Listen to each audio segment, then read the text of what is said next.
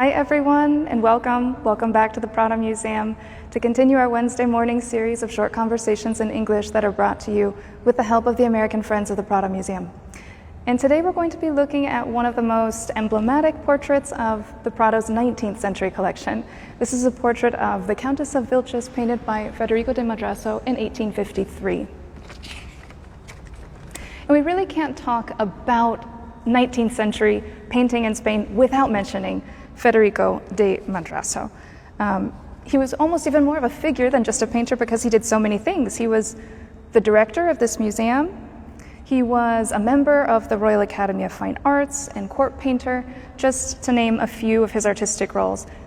His father, José de Madrazo, was the great neoclassical painter and a father of what would become really a dynasty of Spanish painters. Now, in the first half of the 19th century in Spain, it wasn't quite so common for painters to leave Spain, to study internationally, and to train. But Federico is a very important exception to this. It was more common in the second half, but not so much in the first half.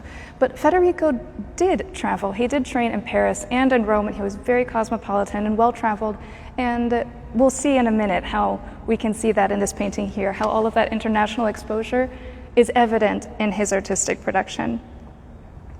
And he's also such an important artist because he's one of the few where we have nearly all of his correspondence, and this gives historians a really great insight, a special look into the taste and the artistic policies, the professional relationships of the time.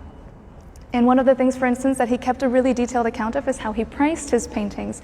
And we know, for example, that a portrait from the chest up would be more expensive if it was of a woman than it was of a man. And we have to think of all of the details in a dress and the jewelry and the hairstyle that go into painting a woman.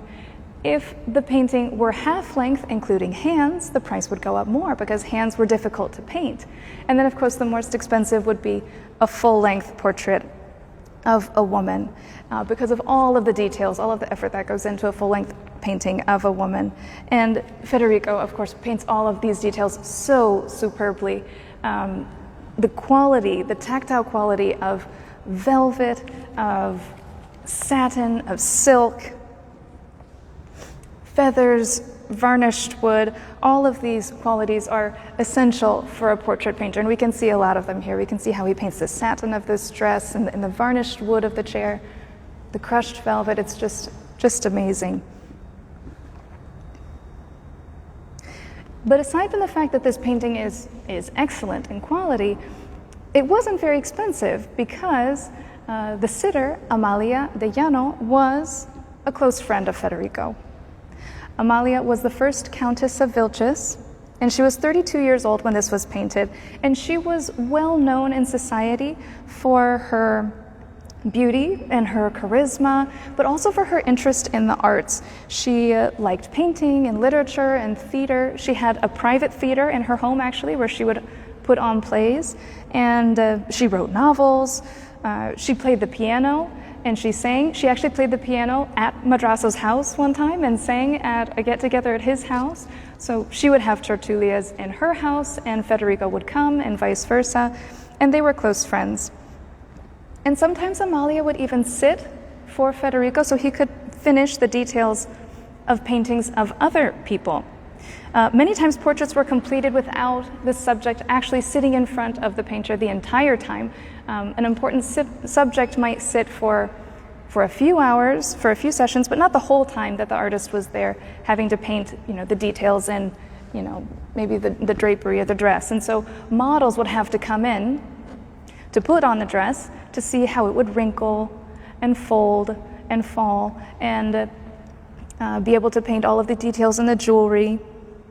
And sometimes they would even have hand models come in so the artist could be looking at a hand. And you can see how he paints the hand here that Bernardo is showing. That's just great, how it's just so delicately, so gracefully, just barely holding on to the fan.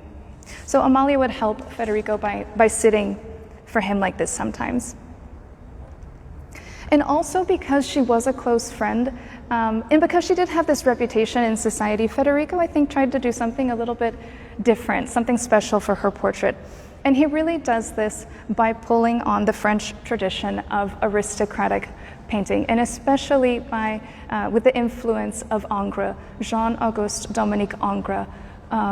Federico studied with Ingres when he was in Paris, and we can see Ingres' influence here of Ingres' portraits of aristocratic ladies that would be leaning on chairs or bringing a hand up to the chin, kind of, looking coquettish, but also very relaxed and approachable.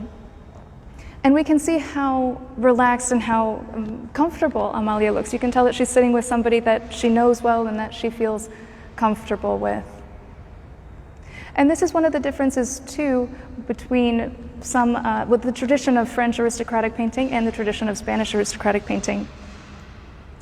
That the Spanish aristocratic portraits tended to be a little bit more distant, colder, a little bit more sober.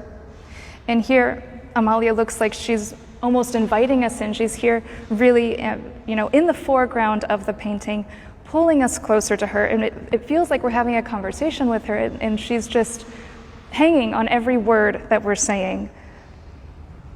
And we should also remember that this is painted in 1853 during the reign of Isabel II, which is a time generally associated with Romanticism in Spain.